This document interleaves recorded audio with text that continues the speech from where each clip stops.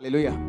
कई वचन होते हैं, आप उसकी तैयारी करते हैं, आप अपने सिचुएशंस को देखते हैं, आप लोगों को देखते हैं, उनकी केसेस को देखते हैं, आप परमेश्वर से वचन लेते हैं, आप वचन को देते हैं। कई बार कुछ वचन ऐसे होते हैं जो आपको इमीडिएटली परमेश्वर का आत्मा कहता है कि ये वचन को अभी आपको लोगों को देना है। एक प्रोफेटिक वचन के रूप में हो सकता है, बाइबल के वचन के रूप में हो सकता है, वो भी एक तरह का प्रोफेटिक वर्ड ही है। लेकिन कुछ खास तरह के वचन होते हैं, कई बार परमेश्वर उन वचनों को स्पेसिफिकली बोलता है कि इस संडे तुमने ये वचन लोगों को देना है। और जब पिछले कुछ सालों में जब मैं मैसेजेस सुनता हूं और लोगों को बोलते हुए देखता हूं कि मैं आपके वचन से मैंने इस तरह से बरकत पाई है, पूरी दुनिया में जब मैं घूमता हूं लोगों से मिलने का मौका मिलता है तो वो बताते हैं कि किस तरह से वचन ने मेरी लाइफ और मेरी सेवकाई, मेरे परिवार को बदला है। आज की इस मीटिंग में मुझे कौन सा वचन देना, ये परमेश्वर ने कहा। बहुत से लोग परमेश्वर ने कहा विश्वासी हैं और मेरे साथ अच्छी तरह से चल रहे हैं, लेकिन उनकी जिंदगी में वो विक्ट्री, वो जीत नहीं है, वो शैतान के ऊपर फतेह नहीं है, और उसका कारण परमेश्वर ने मुझे बताया।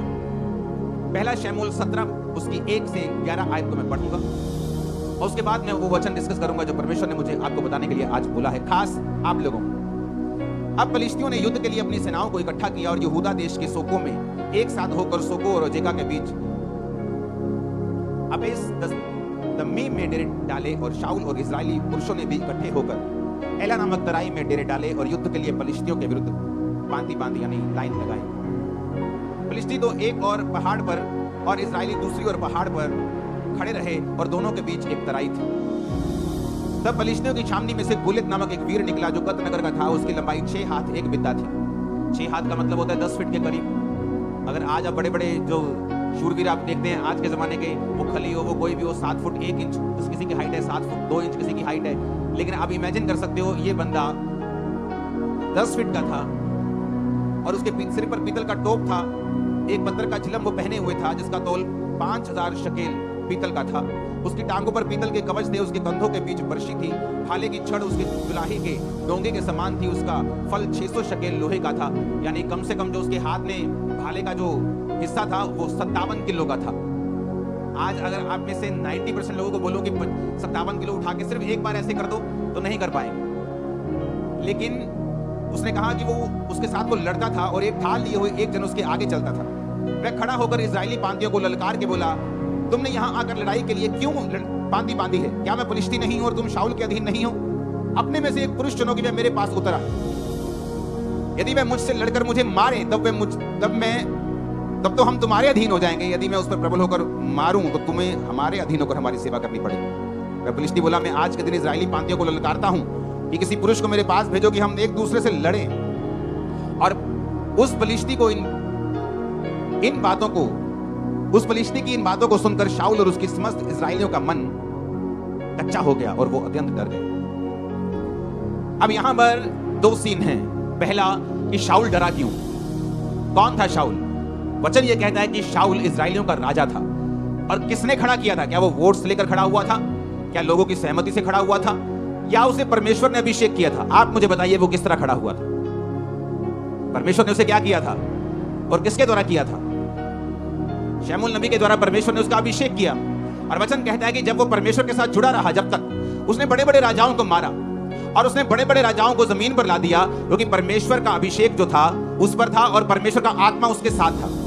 ऐसी एक भी लड़ाई नहीं थी जिसे शाऊल हारा हो, और शाऊल एक भी लड़ाई में शर्मिंदा नहीं हुआ था। लेकिन अब यह क्या हो गया कि एक वीर आके निकलता है और बाइबल कहती है कि इजरायली सारे लोग कांपने लगते हैं और शाऊल राजा भी कांपने लगता है। ऐसा क्या हुआ कि यह कांपने लगा? क्योंकि वचन कहता है कि परमेश्वर के वचन पर चलते चलते शाऊल परमेश्वर के वचन से हटा। उसने परमेश्वर की आज्ञाओं को मानना छोड़ दिया, अधूरी आज्ञाओं को मानने लगा, अपने फायदे की आज्ञाओं को मानने लगा, परमेश्वर के साथ अपने संबंधों को तोड़ दिया। और इसीलिए बात गोलियत की नहीं थी। बात यह नहीं थी कि एक 10 फुट का बंदा 50-60 किलो की जुलाहे की डोंगी भाला बर्छा लेके उसके सामने खड़ा है और बड़ा लंबा और चौड़ा है और सैकड़ों किलो का है। बात यह नहीं थी। शाऊल ने पहले भी उसके जैसे बड़े लोगों को मारा था, बड़े राजाओं की उसने सिट्टी बिट्टी गुम की होगी, लेकिन अब ऐसा क्या हो गया कि अब वो उस गोले से डर रहा है। बात यह है, जब एक इंसान परमेश्वर से हट जाता है, जब एक इंसान परमेश्वर की आज्ञाओं में बंधा नहीं रहता है, वो पाप करता है, मूर्ति पूजा करे या वो व्यभिचारों में जाए, किसी पाप में जाए, परमेश्वर से हट जाए, प्रार्थना खत्म कर दे अपनी लाइफ की, तो वचन ये कहता है कि जो अथॉरिटी होती है, एक अथॉरिटी होती है शरीर की। आपको किसी गांव का सरपंच बना दिया, आपके पास अथॉरिटी है, आप उस अधिकार से काम कर सकते हैं। लेकिन वचन कहता है कि हमारा जो राज्य है वो तो आत्मिक है। एक अथॉरिटी होती है आत्मिक। जब एक व्यक्ति परमेश्वर के वचन पे चलता रहता है तो वो क्या नोटिस करता है कि उसकी जिंदगी में एक अजीब सी दलेरी है जो उसके अंदर रहती है। वो किसी मनुष्य से नहीं डरता, वो किसी चीज से नहीं डर लगता उसको। ये बात नहीं कि बिल्कुल डर लगता ही नहीं, वो फियरलेस है। बाइबल कहती है दाऊद भी डरता था, और वचन कहता है जब आप भजन संहिता 40 पढ़ते हैं, उसने कहा मैं नहीं डरूंगा क्योंकि यहोवा मेरे संग है। डर उसके मन में था, लेकिन वचन कहता है कि वो अंगीकार ये करता था कि मैं नहीं डरूंगा क्योंकि यहोवा मेरे संग है। अब आपको ये बात पहले समझने की जरूरत है जिस टॉपिक पे हम हैं। अब शाऊल जो था, वचन ये कहता है कि उसकी आत्मिक अथॉरिटी को वो पाप और अनाज्ञाकारिता के कारण खत्म कर चुका था। कई बार क्या होता है, आप परमेश्वर के साथ आप रिश्ते में होते हैं, आप प्रभु के साथ मेल मिलाप में होते हैं, हाँ, आप रोज प्रार्थना करते हैं, आप पाप से दूर रहते हैं, आप सब तरह से परमेश्वर को प्रसन्न करने की कोशिश करते हैं। इसका मतलब ये नहीं कि आप 100% प्रभु यीशु के जैसे चलने लग जाते हैं, लेकिन आपकी इंटेंशन यही होती हैं कि मुझे कोई ऐसा पाप नहीं जानबूझ के करना, मुझे प्रेयर में रहना है, मुझे वचन पढ़ना है, मुझे रोजों में रहना है। और इस तरह से जब आप परमेश्वर में चलते हैं, एक अजीब सी स्पिरिचुअल अथॉरिटी आपके साथ रहती है। जब दो व्यक्ति दोनों चर्च में आते हैं, एक आत्मिक अधिकारों के नीचे है, वो परमेश्वर में चलता है, वो प्रार्थना करता है, वो प्रभु के साथ अच्छे संबंध हैं। ये नहीं, फॉरेन के लोग मैंने देखे हैं, अच्छा संडे डबल दिहाड़ी मिल रही, संडे ज्यादा डॉलर मिलते काम करने के, तो संडे काम करते, कहते वचन हम कोई बात नहीं आगे ऑनलाइन सुन लेंगे। वो पैसा नहीं इकट्ठा कर रहे, वो शराब इकट्ठा कर रहे कि संडे डबल दिहाड़ी मिलती है, संडे टैक्सी का काम अच्छा चलता है, तो संडे प्रभु को छोड़ दो, कोई बात नहीं ऑनलाइन सुन लेंगे परमेश्वर क्या कहते हैं। सिर्फ ऑनलाइन सुनने से सब कुछ नहीं होगा।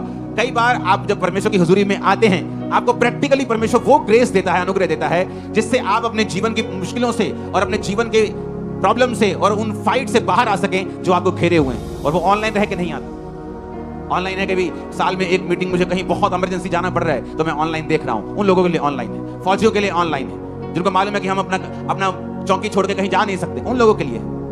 बाइबल कहती है जब आप अधिकारों से भरे होते हैं, फर्क कहां लगता है, एक व्यक्ति जो अधिकारों से भरा हुआ है और सही तरह से प्रभु में चलता है, दूसरा भी चर्च आता है, कभी कभी प्रेयर कर लेता है, कभी कभी पाप कर लेता है, कभी कभी शराब पी लेता है, कभी कभी कुछ कर लेता है, दोनों चर्च आ रहे हैं, दोनों में कोई फर्क नहीं। वो भी हालेलुया बोलता है, वो भी आमीन बोलता है, वो भी घोषणा करता है, वो भी विश्वास करता है यीशु प्रभु है। लेकिन फर्क तब होता है जब दोनों की जिंदगियों में उनको मुसीबतों का सामना करना पड़ता है, जब दोनों की लाइफ में कोई बीमारी आती है या कोई ट्रबल आता है या कोई मुश्किल आती है, जो अधिकारों से भरा हुआ होता है। और जब वो अपने अधिकारों से मालूम होता है कि नहीं, मैं इस चीज के लिए नहीं बना हूं, और वो अधिकारों से उन चीजों को डांटना शुरू करता है और वो चीजें गायब होती हैं। जब दूसरा सेम अधिकारों के साथ, सेम वर्ड्स के साथ प्रार्थना करना शुरू करता है, उसे अंदर से मालूम होता है कि मेरी प्रेयर का असर जो है वो नहीं है, मेरी प्रेयर में पावर जो है वो नहीं है, और वो प्रेयर शैतान के ऊपर इफेक्ट नहीं कर रही, और वो प्रॉब्लम के ऊपर, वो बीमारी के ऊपर जाके उसको खत्म नहीं कर रही, वो सिर्फ वर्ड्स हैं जो मैं बोल रहा हूं। कितनों को मेरी बात समझ आ रही है? जीसस क्राइस्ट, बाइबल कहती है कि एक जगह यीशु मसीह ने वचन सुनाया और यीशु मसीह ने चेलों को कहा कि अब तुम ऐसा करो, तुम चले जाओ, और चेलों को भेज दिया, जबरदस्ती लिखा बाइबल, लोगों को भेज दिया, चेलों को भेज दिया। यीशु मसीह अकेले पहाड़ पर प्रार्थना करने के लिए चले गए। जब नीचे आए तो परमेश्वर ने क्या देखा कि परमेश्वर को नाव के उस नदी के उस पार जाना था और नाव कोई नहीं थी, और बाइबल कहती परमेश्वर पानी पे चले गए चलते हुए। ये क्या था? ये एक स्पिरिचुअल एक्सरसाइज, अथॉरिटी थी जो परमेश्वर ने उसको एक्सरसाइज किया। परमेश्वर जानते थे कोई भी चीज मुझे परमेश्वर के काम करने से रोक नहीं सकती। अगर नाव नहीं है तो मैं नाव का इंतजार नहीं करूंगा, अगर मुझे जाना है प्रीच करने के लिए तो मैं पैदल चल के जाऊंगा। ये क्या था? ये अधिकार था। कैसे आया? परमेश्वर यहोवा के साथ लगातार उसको प्रेम करके, उसके साथ चल के। ये एक दिन का जादू टोना या टोटका नहीं था कि परमेश्वर ने वचन बोले होंगे कि परमेश्वर में मैं सब कुछ कर सकता हूं और वो पानी में चलना शुरू कर दिया होगा। ऐसा नहीं। इतने इन बातों को समझ रहे हैं? वो अधिकार कैसे आपकी लाइफ के अंदर आते हैं? वो अधिकार तब आते हैं जब आप परमेश्वर के साथ चल लेते हैं। अब मैं वही बात कर रहा हूं। जब दाऊद ने इसको देखा, पहला शमूएल 17 उसकी 22 से 27 में लिखा है कि दाऊद वहां पहुंचा। कैसे पहुंचा? सबसे छोटा था, यिशै का बेटा। यिशै के 3 बड़े बेटे दाऊद उसके शाऊल की सेना में थे, तो शाऊल की सेना में काम कर रहे थे। तो दाऊद के बाप ने कहा, बेटा कुछ सामान ले जा खाने पीने के लिए। तो वो अपनी भेड़ बकरियों को छोड़कर सामग्री लेके, बाइबल कहती है, उनको मिलने के लिए चला। और जब वहां पहुंचा तो वहां पे जो गोलियत था वो ललकार रहा था फिर से, और अपने देवताओं का नाम ले लेकर श्रापित कर रहा था। अरे तुम ईसाइयों हो, तुम किसी काम के नहीं हो, और डरपोको, गालियां निकाल रहा था उनको। और जब दाऊद ने देखा तो बाइबल कहती दाऊद अपनी सामग्री सामान के रखवाले के हाथ में छोड़कर रणभूमि को दौड़ा और अपने भाइयों के पास जाकर उसका कुशल क्षेम पूछा। वह उनसे बातें कर ही रहा था, फिलिस्तियों की पांतियों में से वो वीर यानी गोलियत फिर से चढ़ आया और पहले के समान बातें करने लगा। और दाऊद ने उन्हें सुना। उस पुरुष को देखकर सब इजरायली अत्यंत भय खाकर उसके सामने से भागे। फिर इजरायली पुरुष कहने लगे, क्या तुमने उस पुरुष को देखा है जो चढ़ा आ रहा है? निश्चय वह इजरायलियों को ललकारने को चढ़ा आता है, और जो कोई उससे मारेगा राजा उसे धन देगा, अपनी बेटी का विवाह उससे कर देगा, उसके घराने को इजराइल में कर रहित यानी स्वतंत्र मतलब कि टैक्स फ्री कर देगा। उसे कोई इनकम टैक्स नहीं देना है, कोई सेल टैक्स नहीं देना है। दाऊद कहता है ये तो बड़ी जबरदस्त बात है। दाऊद ने कहा उस फलिश्ती को मार के जो इजरायलियों की नामधराई दूर करेगा उसके लिए क्या किया जाएगा? दाऊद मेक श्योर करना चाहता था कि इतनी बड़ी ब्लेसिंग है उसको मारने की, क्या सचमुच मेरे घराने को टैक्स फ्री कर दोगे? क्या राजा अपनी बेटी की शादी मुझसे कर देगा? क्या मुझे बहुत सा धन देगा? लोगों ने कहा हाँ, जो कोई उसको मारेगा उसके साथ यही किया जाएगा। अब दाऊद जो था वो परमेश्वर के साथ संबंधों में था, परमेश्वर के साथ सही नाते में था। इसलिए दाऊद जब गोलियत की ओर देख रहा था उसे गुस्सा आ रहा था। कहता ये खतना रहित तो फलिश्ती, ये एक ऐसा इंसान जो यहोवा को नहीं मानता, यहोवा की सेना को कैसे ललकार सकता है? वो दाऊद की अणख कैसे जाग रही थी? क्योंकि वचन कहता है दाऊद का संबंध परमेश्वर के साथ था। इसलिए दाऊद के अंदर जो अधिकार था वो जाग रहा था और वो ललकार मार रहा था। पंजाबी के अंदर छाला मार रहा सी अंदर कि ऐसा किवें हो सकता है कि ये बंदा परमेश्वर की सेना नु ललकारे और असि चुप करके बैठे रहिए। और शाऊल जो राजा था दाऊद से कहीं अधिक लंबा चौड़ा था, और वचन ये कहता है कि पूरे इजराइल में शाऊल के कोई भी कद के जितना नहीं था, सारे उसके कंधे तक, वो भी बड़ा लंबा चौड़ा था। लेकिन अब अधिकार काम नहीं आ रहे थे। क्यों? क्योंकि अंदर से वो करप्ट हो चुका था और परमेश्वर के साथ रिश्तों को खो चुका था। इसलिए जो स्पिरिचुअल ऑडेसिटी जिसे बोलते हैं, एक स्पिरिचुअल ताकत, दिलेरी जो आदमी के अंदर होती है, जब उसकी लाइफ में शैतान अटैक करता है या बीमारी अटैक करती है, उसे मालूम है परमेश्वर के साथ, वो बोलता है एक बीमारी भाग जा यीशु के नाम। वो प्रेयर में डांटता है, मास प्रेयर में डांटता है, और उसे मालूम है इस बीमारी को झुकना पड़ेगा क्योंकि मेरा संबंध परमेश्वर के साथ है। लेकिन अगर उस बंदी को पता हो कि रात को मैं ब्लू फिल्म में देख के आया हूं, मेरी लाइफ में कमी है, टाइट पे नहीं करता हूं, प्रेयर नहीं करता हूं, उसको मालूम है जो बीमारी उसको घेरती है या शैतान उसको घेरता है, उसको अंदर से पता होता है कि मैं इसको डांटूंगा तो ये भागेगा नहीं, मैं इसको भगाऊंगा ये भागेगा नहीं, क्योंकि वो आत्मिक अधिकार ओरिजिनल है। और शैतान भी उन अधिकारों को जानता है अगर वो आपके अंदर है और आप परमेश्वर के साथ सही है तो। इसलिए बाइबल कहती है सिकोवा के 7 पुत्र जादू टोना करने की तरह यीशु का नाम लेकर भी दुष्ट आत्मा पर फूंकते थे। जिस तरह पौलुस निकालता है यीशु के नाम में, हम भी तुझे यीशु के नाम में जाने का हुक्म दे दें। शैतान ने कहा पौलुस को मैं जानता हूं, यीशु को पहचानता हूं, तू कौन है? क्योंकि तू बिना अधिकारों के साथ मुझे डांट रहा है। लेकिन अधिकार कैसे आएंगे? अधिकार आएंगे जब हमारा रिलेशन परमेश्वर के साथ होगा। हम प्रभु के साथ रोज के तरह रोज चलेंगे। अपना क्रूस जो रोज उठाकर मेरे पीछे चलेगा वो मेरे योग्य होगा। परमेश्वर ने कहा। होता क्या है? आपको महसूस नहीं होता। आप अच्छी डाइट खाना शुरू कर दो, आपको एकदम से महसूस नहीं होगा। आप एक अच्छे देश में चले जाओ जहां का पोल्यूशन बहुत कम हो, एकदम से आपको फील नहीं होगा। लेकिन जैसे जैसे आप समय बिताते जाएंगे आपको महसूस होना शुरू हो जाएगा। आपके बाल अच्छे हो रहे हैं, आपकी स्किन अच्छी हो रही है, आपकी बॉडी अच्छी, आपको बाद में मालूम होगा कि ये पोल्यूशन फ्री देश है, यहाँ पोल्यूशन कम है और आपकी बॉडी अच्छा रिस्पॉन्स कर रही है। धीरे धीरे आपको मालूम होना शुरू होता है, एकदम से नहीं। आत्मिक अधिकार भी उसी तरह से, जब आप प्रभु के साथ चलना शुरू करते हैं, प्रेयर शुरू करते हैं, आप संडे प्रभु के घर में हैं, कुछ भी हो जाए, कोई लालच हो, दुगना पैसा दे, चुगना पैसा दे, कोई डराए, कोई धमकाए, कोई आपका रिश्तेदार शादी रख ले, लेकिन आप संडे चर्च में हैं, ये आपके अंदर अथॉरिटी को इकट्ठा करता रहता है। ग्रेस इकट्ठी होती रहती है, और जब समय आता है मुश्किल का, ये काम आती है।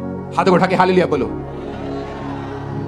कितने इन बातों को समझ रहे हैं? मैं यही बात पूछ रहा हूं, ऐसा क्या था दाऊद में कि वो दिलेरी दिखा रहा था, और ऐसा क्या नहीं था शाऊल में कि वो दिलेरी दिखा नहीं पा रहा था? बात ये थी, दाऊद परमेश्वर के साथ जुड़ा हुआ था और शाऊल परमेश्वर से हट चुका था। तो पहला स्टेप आपका क्या होना चाहिए? अगर आपको मालूम है कि आपकी लाइफ का गोलियत है, लोगों को मालूम है कि आपकी फैमिली में ये ट्रबल है, आपकी फैमिली में मौत का आत्मा काम कर रहा है, कभी बाप मर रहा है, मां मर रही है, मां बीमार है, अभी चाची बीमार है, अभी ताया बीमार है, आपको मालूम है कि आपकी फैमिली में गोलियत अटैक कर रहा है, आपकी अनसर्टेन टाइम पे डेथ हो रही है, जवान लोग बीमार हो रहे हैं, जवान लोग मर रहे हैं, तो आपको ये मालूम होना चाहिए कि गोलियत आपके परिवार के सामने खड़ा है। अब होगा क्या? अब रोने से कुछ नहीं होगा, चिल्लाने से कुछ नहीं होगा, बाइबल के वचनों को जादू टोने की तरह टोटका बना के बोलने से कुछ नहीं होगा, जब तक आपका अपना संबंध परमेश्वर के साथ सही नहीं होगा। हालेलुया। और जब आपका संबंध परमेश्वर के साथ सही होने लगता है, आपके अंदर अधिकार आने लगते हैं, और ये प्रैक्टिकली ही मालूम हो सकता है। जैसे मैं आपको बोलूं कि अगर आप ये खाएंगे तो आपके अंदर ताकत आने लगेगी, तो अभी आपको ताकत महसूस ना हो, लेकिन ताकत आएगी अब मैं बोलूंगा क्या ताकत दिख सकती है? तुम्हें ताकतवर महसूस है, क्या तुम दिखा सकते हो? आप बोलोगे मैं दिखा नहीं सकता, लेकिन मैं महसूस कर रहा हूं कि मैं ताकतवर हूं। आत्मिक चीजें भी ऐसी हैं, मैं आपको दिखा नहीं सकता कि वो आत्मिक वो दलेरी क्या है। एक बीमारी के सामने जब आप खड़े होते हैं वो दलेरी कैसे फील होती है, मैं आपको बता नहीं सकता, लेकिन आप अगर इन्हीं चीजों को फॉलो करेंगे आप भी महसूस कर सकते हैं उस ताकत को, उस अथॉरिटी को, उस दलेरी को जो आत्मिक रूप से परमेश्वर आपको देता है जब आप परमेश्वर के साथ चलने लगते हैं। हालेलुया। कितने इन बातों को समझ रहे हैं? अब बाइबल कहती है दाऊद ने शाऊल से कहा किसी मनुष्य का मन कच्चा ना हो, तेरा दास जाकर उस फिलिस्ती से लड़ेगा। शाऊल ने दाऊद से कहा तू जाकर उस फिलिस्ती के विरुद्ध युद्ध नहीं कर सकता क्योंकि तू लड़का है और वो लड़कपन से योद्धा है। शाऊल ने कहा तू अभी बच्चा है और वो अपने बचपन से युद्ध कर रहा है, तुम्हें जमीन आसमान का फर्क है। दाऊद ने शाऊल से कहा तेरा दास अपने पिता की भेड़ बकरी जब चराता था और कोई शेर या भालू झुंड में से मेमना उठा ले जाता था तब मैं उसका पीछा करके उसकी मारता और मेमने को उसके मुंह से छुड़ा लेता, और जब वह मुझ पर हमला करता तब मैं उसके बालों को पकड़कर उसे मार डालता। तेरे दास ने सिंह और बालू दोनों को मारा है और यह खतना रहित फिलिस्ती उनके समान हो जाएगा। अब आ गया दूसरा टाइम। पहला क्या? पहला गोलियत क्यों नहीं मरता, लाइफ की मुश्किलें क्यों नहीं जाती। मैं बड़ा हैरान था जब लोगों से मिलने का मौका मिलता है, 80% लोग आकर बोलते हैं मुझे आत्मा में बढ़ना है, मैं आत्मा में बढ़ना चाहती हूं। प्रेयर कितनी करते हो? 10 मिनट। अब ये वो हिसाब हो गया, कोई आगे बोले मैं जी ओलंपिक बॉडी बिल्डर बनना चाहता हूं, ओलंपिक लेवल का। एक्सरसाइज कितनी करते हो? हाँ जी 5 मिनट। अपने दिमाग हमारे सेट, हम सेंस में क्यों नहीं, हम नॉनसेंस बातें क्यों करने लगते हैं? हमें आत्मा में बढ़ना है और हमारी 2.5 घंटे प्रेयर नहीं है। आपको क्या लगता है हम आत्मा में बढ़ जाएंगे? यीशु ने कहा दुष्ट आत्मा भी विश्वास करती है और थरथराती है कि यीशु खुदा है। तुम भी तो विश्वास करते हो और थरथराते हो, तो तुम में और दुष्ट आत्मा में फर्क क्या है? तुम में और दुष्ट आत्मा में यही फर्क है कि दुष्ट आत्मा कर्म नहीं करती, तुम भी कर्म नहीं करते। तुम आत्मा में बढ़ना चाहते हो लेकिन प्रेयर तुम्हारी 0 है, आधा घंटा है। आत्मा में बढ़ना चाहते हो, हफ्ते में कम से कम 2-3 फास्ट तुम्हारे होने चाहिए। 2004 में मैं नहीं कहता आप मेरी तरह फास्टिंग करें क्योंकि उसका नेगेटिव असर बॉडी पे मेरा उस जमाने में हुआ था, क्योंकि एक हफ्ते में 3 दिन रात के हमारे रोजे होते थे। अगर मैंने मंगलवार बुधवार वीरवार 3 दिन रात के रोजे किए, जब शुक्रवार आता था तो दिन का रोजा होता था, शनिवार दिन का रोजा होता था, संडे दिन का होता था, सोमवार दिन का होता था, मंगलवार फिर दिन रात के रोजे होते थे। और 1 साल हमने कंटिन्यू ऐसा किया है क्योंकि सारा ग्रुप करता था तो सभी करते थे। और लोगों को आज आत्मा में बढ़ना है आधा घंटा प्रेयर करके, लोगों को आज आत्मा में बढ़ना है बिना फास्टिंग के, आत्मा में बढ़ना है बिना बाइबल पढ़े, ये पॉसिबल नहीं, आपको प्राइस पे करना पड़ेगा। अब यहां पे दाऊद जो था उसने कहा ये खतना रहित फिलिस्ती भी उसी शेर भालू के समान होगा। ऐसी ऑडेसिटी, ऐसा दिलेरी कैसे? क्योंकि दाऊद को मालूम था कि परमेश्वर मेरे संग है। जोर से हालेलुया बोलो। अब 2 तरह के लोग हैं जिनकी लाइफ से गोलियत नहीं जाएगा। पहले वो जिनका परमेश्वर के साथ कोई संबंध नहीं, जो है तो क्रिश्चियन, आते तो चर्च हैं लेकिन प्रेयर नहीं करते, पाप में है, अपनी मर्जी करते हैं। अगर घर में है तो फूट डालने का कारण है, घर में है तो मोहल्ले में है तो चुगलियों का कारण है। जिनका प्रार्थना में कोई ध्यान नहीं, जिनका यह ध्यान है कि चुगली कैसे करनी, घर तोड़ने कैसे हैं, कैसे पैसे अठियाने हैं, कैसे काम खराब करने हैं, तो बाइबल कहती है वो अधिकार तुम चाहकर भी प्रयोग नहीं कर पाओगे, क्योंकि आत्मिक अधिकारों के लिए तुम्हें परमेश्वर के वचन के ऊपर चलना पड़ेगा। तो पहली तरह के वो हैं जो परमेश्वर के साथ कोई भी संबंध नहीं रखते हैं, और इसीलिए जब गोलियत उनके सामने आता है, वो शाऊल की तरह है तो क्रिश्चियन, है तो मसा किए हुए थे, कभी राजा थे, लेकिन अब टांगे कांपती हैं शैतान के सामने। क्यों? क्योंकि परमेश्वर के साथ संबंधों को तोड़ चुके हैं। और परमेश्वर ने बताया दूसरे तरह के वो लोग हैं जिनकी लाइफ से गोलियत नहीं जाता, जो दाऊद की तरह परमेश्वर के साथ संबंधों में तो हैं लेकिन कभी भी घोषणाएं अपनी जिंदगी के ऊपर, परिवार के ऊपर, बिजनेस के ऊपर, बच्चों के ऊपर नहीं करते, कभी नहीं करते। पहला वो जो शाऊल की तरह है, वचन छोड़ चुका है, संगति छोड़ चुका है, पाप में है, फोन का यूज गलत करता है, सब तरह के गलत काम करता है, प्रभु के साथ कोई समय नहीं है उसका। पहली तरह के वो है। जब वो अपने अधिकारों का प्रयोग करने के लिए शैतान के सामने जाएंगे तो वो शर्मिंदा हो, क्योंकि तुम्हारे चाहने से कुछ नहीं होता। अगर चाहने से सब ठीक हो जाए तो दुनिया में कोई मरे ना, अगर चाहने से सब दुष्ट आत्मा चले जाएं तो दुनिया में कोई भी दुष्ट आत्मा से ग्रसित ना हो, कोई गरीब ना रहे, कोई श्राप में ना रहे। चाहने से कुछ नहीं होता। लाइफ तुम्हें वो नहीं देती जो तुम डिजर्व करते हो, लाइफ तुम्हें वो देती है जिसके लिए तुम फाइट करते हो। आमीन, हालेलुया। ऊंची आवाज में हालेलुया बोलो। कई बार आप लोग देखते हैं और आप सोचते हैं यार ये आदमी नाटा सा है, इसकी वाइफ कितनी अच्छी है, ये इसका हस्बैंड कितना अच्छा है, क्योंकि उन्होंने उन चीजों के ऊपर अपने अधिकारों का प्रयोग किया है, कब्जा किया है, श्रापों को डांटा है, प्रेयर की है, प्रभु से इंटरवेंशन मांगी है, प्रभु से मध्यस्थता मांगी कि परमेश्वर तू दखल दे हमारे जीवनों में। इसलिए कहा जाता है कि आप वो नहीं पाते जो आप डिजर्व करते हैं। कितनी ऐसे लेडीज होंगी, बहनें होंगी जो सुंदर हैं, गुड कैरेक्टर की हैं, लेकिन मैरिड लाइफ में कभी सेटल नहीं होती। क्या वो डिजर्विंग नहीं है? उनसे कम पढ़ी लिखी, कम सुंदर, अच्छे हस्बैंड को पाके बैठी, क्योंकि लाइफ आपको वो नहीं देती जो आप डिजर्व करते हैं। लाइफ आपको वो देती है जिसके लिए आप लड़ते हैं, फाइट करते हैं। आज आपके घुटनों में ताकत आएगी लड़ने की, यीशु मसीह के नाम में। मैंने कहा आपके गलों में ताकत आएगी आत्मिक यीशु के नाम में। आमीन होना चाहिए। तो पहली तरह के लोग आपको समझ आ गए, क्योंकि अगले 4 हफ्तों तक हम डिक्लेरेशन करेंगे, लेकिन उससे पहले मैं ये चाहता हूं कि हम सेटल हो जाएं आत्मा में, हम चीजों को समझ जाएं, क्योंकि अगले 4 हफ्ते जब डिक्लेरेशन के साथ प्रार्थनाएं होंगी, मैं आपको बता रहा हूं, मैंने हेवन को आपकी लाइफ के ऊपर ओपन होते हुए, शैतान के गढ़ों को टूटते हुए, गोलियत को आपके पांव पर गिरते हुए, बड़े बड़े गोलियत को गिरते हुए, आपकी लाइफ में सब रुके कामों को निकलते हुए मैंने देखा है। मैंने सब मौत की आत्माओं को आपके कदमों में झुकते हुए देखा है, एक्सीडेंट को कैंसिल होते हुए देखा है, डाइवोर्स को कैंसिल होते हुए देखा है, बीमारियों को निकलते हुए देखा है। आमीन। मेरे को खड़कने वाला चाहिए शैतान के खाना। हालेलुया। लेकिन इससे पहले कि हम डिक्लेरेशन करें, मैं नहीं चाहता कि हम में ऐसे लोग हों जो वचन को ना समझने वाले हों और वो डिक्लेरेशन को एक जादू और एक टोने और एक टोटके की तरह करें कि वचन में ऐसा लिखा है, बोलने से ऐसा हो जाता है, हम भी बोलेंगे। लेकिन वो दूसरा स्टेप है। पहला स्टेप है परमेश्वर के साथ मेल मिलाप करना, तौबा करना, यानी पानी का बपतिस्मा लेना, अपने पापों और गुनाहों को छोड़ना, एक ही परमेश्वर यानी प्रभु यीशु मसीह की अधीनगी में आना, उसी को अपना उद्धारकर्ता मानते हुए उसी को मानना, अपना सिर उसके सामने झुकाना और उसके बाद उसके वचनों को पढ़ना और उसके वचनों पर चलना, और उसके बाद फिर आता है डिक्लेरेशंस, घोषणाएं। दाऊद ने क्या किया? आपको क्या लगता है? दाऊद ने पहली घोषणा की जब वो शाऊल के सामने था। उसने कहा, शाऊल, जब मैं ऐसा ऐसा पिता की भेड़ बकरी को चराता था तो मैं शेर भालू को मार देता था, बालों से पकड़ के मार देता था। दाऊद ने कहा, वो यहोवा जिसने मुझे सिंह भालू दोनों के पंजों से बचाया है, वो फिलिस्ती के हाथ से भी बचाएगा। तो दाऊद ने पहली घोषणा की शाऊल के सामने। मैं भी ऐसी घोषणाएं मुझे याद किया करता था, कई बार लोगों के सामने, अपने परिवार के सामने, कई बार विरोधियों के सामने, कई बार अपने जो मेरे रिश्तेदार मुझे कोसते थे, त्यागते थे मुझे, वो तो धर्म में अपने वापिस आएगा, पछताएगा, उनके सामने मैं घोषणाओं को करता था। घोषणाओं में ताकत है। कई बार तुम्हारी चाचे की लड़की आके तुम्हें पूरी तरह से मिट्टी में मिला देती है। तू ईसाई, तेरा कक्का नहीं बनना, तू एक दिन वापस आना, और तुम चुप रहती हो। ये चुप रहना नहीं है, तुम श्राप ले रही हो अपने ऊपर और अपने बंधनों को खुद स्वीकार कर रही हो। कहां चुप रहना है? जब तुम्हारा माँ बाप तुम्हें डांट रहा हो, तुम्हें चुप रहना है। लेकिन जब कोई और हो और तुम्हारे विश्वास को चोट पहुंचा रहा है, तुम्हारे ऊपर गलत घोषणाएं कर रहा है, नेगेटिविटी बोल रहा है, तब तुम्हें घोषणा करनी होती है। परमेश्वर ने मुझे बताया, जो पहला स्टेप मैंने बताया ना, वो तो जस्ट एक स्टार्टिंग था। आपके लिए कौन सा स्टेप है परमेश्वर ने बताया आपको मालूम?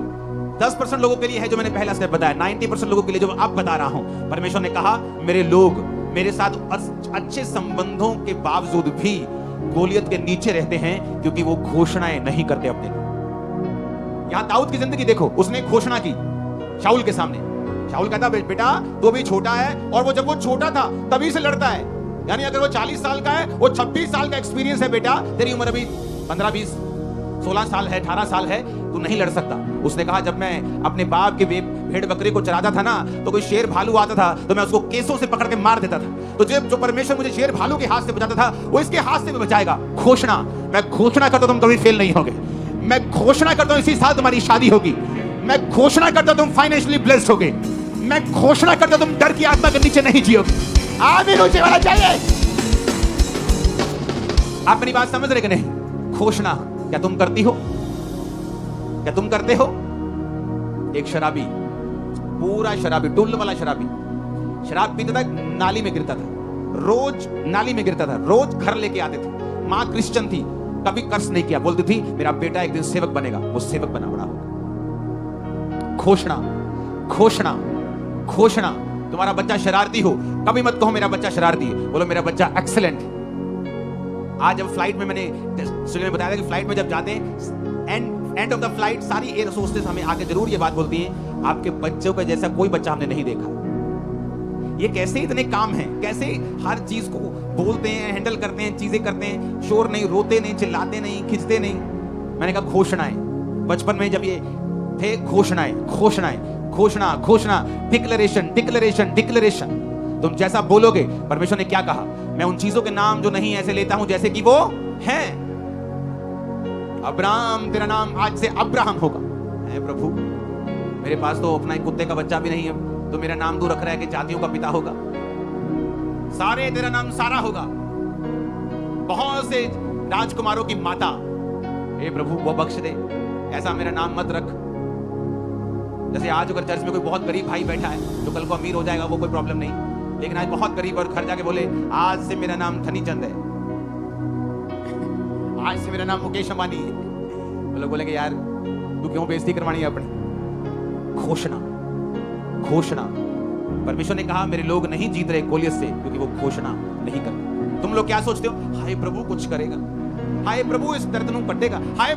और प्रभु क्या सोच रहा है कि मैंने तुझे सांपों और बिच्छुओं को रोकने का अधिकार दिया, तुझे ताकत दी है, तू घोषणा करेगी, तू डिक्लेयर करेगी, तू घोषणा करेगी, मैं तुझे दूंगा।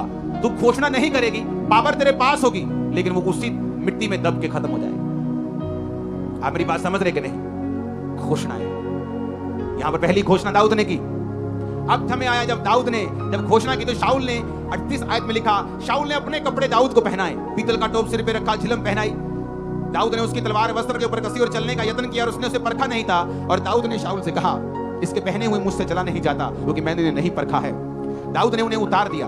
उसने अपनी लाठी ली, नाले में से 5 चिकने पत्थर छांटे, चरवाहे की थैली अपने झोले में रखे और अपना गोफन हाथ में लेके फलिश्ती के निकट गया। फलिश्ती चलते चलते दाऊद के निकट पहुंचने लगा और जो जन उसकी और बड़ी ढाल लिए आ रहा था वो उसके आगे आगे चला। फलिश्ती ने जब देखा दाऊद को तो तुच्छ जाना, कहा क्योंकि वो लड़का ही था और उसके मुख पर लाली झलकती थी और वो सुंदर था। फलिश्ती ने दाऊद से कहा, क्या मैं कुत्ता हूं, तू लाठी लेकर मेरे पास आता है? फलिश्ती अपने देवताओं का नाम लेकर दाऊद को कोसने लगा। फलिश्ती ने दाऊद से कहा, मेरे पास आ, मैं तेरा मांस आकाश के पक्षियों और वन पशुओं को खिला दूंगा। शैतान ने घोषणा की। आप नहीं जानते, आपका एनिमी आप पर घोषणा करता है, आपका दुश्मन आप पर घोषणा करता है और आप चुप रहते हैं। अगर आप घोषणा के बदले घोषणा नहीं करेंगे, वॉर के बदले वॉर नहीं करेंगे, वर्ड्स के बदले वर्ड्स नहीं देंगे, चुगलियों के लिए आपका मुंह खुला रहता है। गंदी बातें बोलनी हो, मुंह खुला रहता है। किसी की चुगली करनी हो, निंदा करनी हो, 2-2 घंटे हम बैठ सकते हैं, लेकिन जैसे कोई आके ये बोलता है तू चर्च जानी, फर्क तो नहीं पियानी, तब हमारा मुंह बंद रहता है, क्योंकि वो घोषणा करने का समय था। शैतान करके चला गया, तुम करके नहीं गए, इसलिए तुम्हारी जीवन की परिस्थिति कभी चेंज नहीं हुई। फलिश्ती ने घोषणा की कि मैं तेरा मांस खिला दूंगा पक्षियों को। दाऊद ने फलिश्ती से कहा 45 आयत, तू तलवार और भाला और सांग लेके मेरे पास आता है, परंतु मैं सेनाओं के यहोवा से तेरे नाम से तेरे पास आता हूं, जो इजरायली सेना का परमेश्वर है और उसी को तूने ललकारा है। आज के दिन यहोवा तुझको मेरे हाथ में कर देगा, मैं तुझको मारूंगा, तेरा सिर तेरे धड़ से अलग कर दूंगा। मैं आज के दिन फलिश्ती सेना के शव आकाश के पक्षियों और पृथ्वी के जीव जंतुओं को दे दूंगा, तब समस्त पृथ्वी के लोग जान लेंगे कि इस्राएल में एक परमेश्वर है। जोर से हालेलुया बोलो। दाऊद ने क्या की? अब यहां दूसरी घोषणा की। पहली घोषणा उसने शाऊल के सामने की, दूसरी घोषणा उसने उस गोलियत के सामने की। उसने कहा तू तलवार लेके मेरे संग आता है, मेरे सामने भाला लेके ये सामान लेके मेरे सामने आता है, परंतु मैं यहोवा के नाम से तेरे सामने आता हूं। इसलिए उसने एक्सपीरियंस का यूज नहीं किया, अच्छी तलवार नहीं ली। दाऊद को जो परमेश्वर ने सिखाया था उसने उसी पे भरोसा रखा। प्रभु ने उसे सिखाया था, जो भेड़ बकरी को वो चलाता था, कि किस तरह से गोफन को चलाना है, परमेश्वर ने उसे सिखाया। कई बार आप दुखी हो जाते हैं, आप बोलते हैं परमेश्वर मेरे बाकी कजन ब्रदर तो बड़ा ऐश करते हैं, मेरी बाकी सहेली तो बड़ा ऐश करती, शादियों में भी जाती है, घूमती फिरती, सब कुछ करती, मैं ऐसा क्यों नहीं कर सकता, मैं ऐसा क्यों नहीं कर सकती। दाऊद भी कह सकता था, जब उसके भाई तो सेना में ऐश करते थे, पक्का पाप में थे, इसलिए परमेश्वर ने उनको मसा नहीं किया। पक्का पाप में थे, दोबारा कंफर्म हो गया जब गोलियत के सामने उनके पांव कांपने लगे। एक व्यक्ति जो आत्मा में भरा होता है, शैतान के सामने उसके पांव नहीं कांपते, शैतान के कांपेंगे और कांपते जिस तरह आज आपके सामने शैतान के कांप रहे हैं। उनके पक्का पाप उनके सामने आ रहे थे। कोई किसी के पांव नहीं कांपते जो पवित्र आत्मा से भरा हुआ होता है। डर उस पे अटैक कर सकता है, लेकिन उसका हल यह है, वो डिक्लेयर करता है। दाऊद ने घोषणाएं की हैं, अगर आप भजन संहिता में पढ़ेंगे, जब डर उस पे अटैक करता था, वो घोषणा करता था, मैं नहीं डरूंगा, यहोवा मेरे संग है, यहोवा मेरा शरण स्थान और बल है, संकट में अति सहज से मिलने वाला सहायक, इस कारण मुझे कोई भय नहीं, चाहे पृथ्वी उलट जाए। घोषणा, घोषणा। जब तुम घोषणा करते हो, तुम्हारी स्पिरिट में घुस जाता है जो तुम्हें दिखता नहीं। जब तुम घोषणा करते हो, विक्ट्री तुम्हारे अंदर जाती है, बीमारी तुम्हारे अंदर से निकल जाती है, हड्डियों का दर्द चला जाता है, बीमारी श्राप चले जाते जब तुम घोषणाएं करते हो। लेकिन जब तुम इंतजार करते हो कि प्रभु कुछ करेगा, दाऊद वहां खड़ा होकर प्रभु की ओर नहीं देख रहा था कि प्रभु कुछ करेगा, कि गोलियत को हार्ट अटैक आ जाए, गोलियत अपने आप मर जाए, कुछ हो जाए, गोलियत का दिमाग चेंज हो जाए। हे प्रभु कुछ कर, हे प्रभु दया कर। उसने कहा तेरा सिर तेरे धड़ से मैं अलग कर दूंगा, इन फलिस्ती सेनाओं के शव मैं आकाश के जंतुओं को दे दूंगा, क्योंकि तूने मुझे नहीं, तूने परमेश्वर को ललकारा है। जो आपके पीछे हैं आपके पीछे नहीं है, जो इस सेवकाई के पीछे है वो इस सेवकाई के पीछे नहीं, वो जीसस क्राइस्ट के मकसद के पीछे है, और उनका सिर धड़ से अलग कर देगा। परमेश्वर आपको बता रहा। आपका आमीन छोटा है, ये आमीन अपने परिवार के लिए बोलो जीत जाओ, फाइनेंस के लिए बोलो जीत जाओ, शरीर के लिए बोलो चंगाई को पा जाओ, दिमाग से डिप्रेशन को हटा दो आमीन बोल के। आमीन बोलो, रास्तों को साफ कर लो, आमीन बोलो, शैतान को हरा दो, जादू की आत्मा और शब्द को खत्म कर दो, आमीन बोल। हालेलुया। दाऊद ने फिर डिक्लेरेशन की, फिर घोषणा की। 2 घोषणाएं करने के बाद वचन कहता है कि जब गोलियत उसके सामने आया, दाऊद उसकी ओर भागा, शैतान से पीछे नहीं हुआ, डर डर के नहीं उसको भाला, उसको वो गोफन मारा। बाइबल कहती है उसके सामने फॉरवर्ड गया, बिना डर के उस गोफन को चलाया, उस गोफन में पत्थर रखा, चलाया, उसके माथे पे जाके लगा, गिरा गोलियत। तलवार नहीं थी, गोलियत की ही तलवार पकड़ी, उसका सिर धड़ से अलग किया। जैसे ही फलिश्तियों ने देखा ले भाई अपना लीडर तो गया, तो बाइबल कहती सारे भागे। जब सारे भागे तो जो आत्मा में नहीं थे वो भी दलेर हो गए, कहते इतना डीएससी की देश, वो भी पीछे भागे, सबको मार दिया। और वही वचन पूरा हुआ जो दाऊद के मुंह से निकला था कि फलिश्तियों के शव आकाश के पंछी खाएंगे, और वैसा ही हुआ। ये कमाल था डिक्लेरेशन का, ये कमाल था यहोवा के वचन के ऊपर विश्वास करने का, ये कमाल था परमेश्वर के साथ संबंधों को कायम रखने का। आमीन ऊंचे वाला चाहिए चर्च।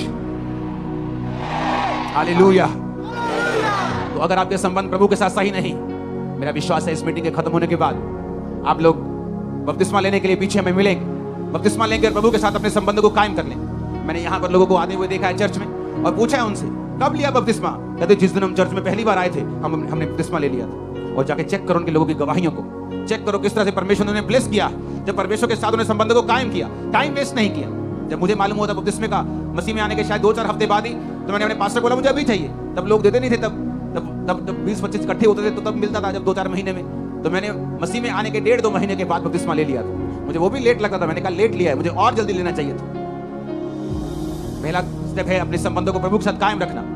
आत्मिक जो रूल्स रेगुलेशंस हैं, वचन पढ़ना, प्रार्थना करना, संडे प्रभु के घर में आना, प्रभु के भवन में लगाए जाना, सेवा में हिस्सों को देना, सेवा करना, इवेंजलिज्म टीम का हिस्सा बनना, बोना, प्रार्थना करना, अपनी सेवकाई के लिए, अगुओं के लिए प्रार्थना करना। जब आप इन हिस्सों में शामिल हो जाते हैं, उसके बाद आपके अंदर अथॉरिटी आनी शुरू हो जाती है, आपको महसूस हो या ना हो। और जब आप फिर प्रभु के साथ संबंध कायम कर लेते हैं, उसके बाद आपको डिक्लेरेशंस करनी है। अगर आप नहीं करेंगे, गोलियत खड़ा का खड़ा रह जाएगा। और यही वचन देने के लिए प्रभु ने आज मुझे आपसे कहा, आप तैयार हैं क्या? वो कोई भी रोग क्यों ना हो, वो कोई भी ट्रबल क्यों ना हो, अगर आप घोषणाएं नहीं करेंगे, अगर आप डिक्लेरेशन नहीं करेंगे, आप बोलेंगे नहीं, घोषणाएं मन में नहीं होती। दाऊद ने मन में नहीं सोचा अच्छा तेरे को मार दूंगा, मन में सोच रहे, मन में नहीं सोचा, मुंह से बोला, इतनी जोर से बोला कि गोलियत के कानों में खड़कती थी आवाज, इतनी जोर से बोला कि बाकियों को भी सुनता था, इतनी जोर से बोला कि शाऊल को भी मालूम हो गया कि हाँ कुछ तो है इसमें, क्योंकि शाऊल भी कभी आत्मिक था। तो उसे भी जो आत्मिक होता है, एक समय वो आत्मिक नहीं रहता, पर वो आत्मिक व्यक्तियों को फिर भी पहचानता रहता है कि हाँ इसमें वो चीज है जो कभी मुझ में थी। कितने मेरी बात को समझ रहे हैं? उसे मालूम था कि गोलियत जो दाऊद गोलियत के लिए कह रहा है, इसमें कुछ है, इसमें कुछ बात है, उसकी घोषणाओं में ताकत थी। आपको मुश्किल होती है, आप रोने लगते हैं, आप प्रभु की ओर हाथ उठा लेते हैं। मूसा भी ऐसे ही करने लगा। जब मूसा ने देखा पीछे फिरौन अपनी सेना के साथ पकड़ने के लिए आ गया, आगे समुद्र था, पीछे फिरौन था, लोग बकबक करने लगे, ले मूसा साड़िया कबरा हूं, तू समुद्र च बनवाएगा, काश असि तेरे नाल ना आंदे, तेरी गल ना सुन। और मूसा, बाइबल कहती परमेश्वर की दुहाई देने लगा, जोर जोर से रोने लगा, प्रभु कुछ कर। परमेश्वर ने कहा तू मेरी दुहाई क्यों दे रहा है, क्यों दे रहा है मेरी दुहाई? तेरे पास लाठी है, लाठी को समुद्र की ओर कर, तो वो 2 भाग हो जाए। क्यों दे रहे हो दुहाई? परमेश्वर ने कहा क्यों भिखारियों की तरह मांग रहे हो? तुम नहीं जानते तुम्हारे पास घोषणाओं की ताकत है, तुम्हारे पास वचन है, तुम वचन की घोषणा कर सकते हो। लेकिन प्रॉब्लम यह है, इसको जादू टोने और टोटके की तरह हम नहीं बोल सकते जब तक हमारे संबंध परमेश्वर के साथ सही नहीं। इसलिए शैतान पूरी कोशिश करता है आपके संबंध परमेश्वर के साथ पहले जैसे ना हो, किसी तरह आपको पाप में डाला जाए, किसी तरह आपको डिस्ट्रैक्ट किया जाए, ताकि वो चीज आप में रहे ही ना। जब आपकी आप में वो चीज है ही नहीं, आपका पास्टर जितनी मर्जी घोषणाएं करे जाए, आप उसको रिपीट करी जाए, शैतान को मालूम है उस पर असर नहीं होने वाला। इसलिए जरूरी है प्रभु के साथ संबंध कायम करना, और फिर जरूरी है संबंध जब कायम हो जाए घोषणा को करना। अपने हाथों को उठाओ। Thank you Jesus. बोलो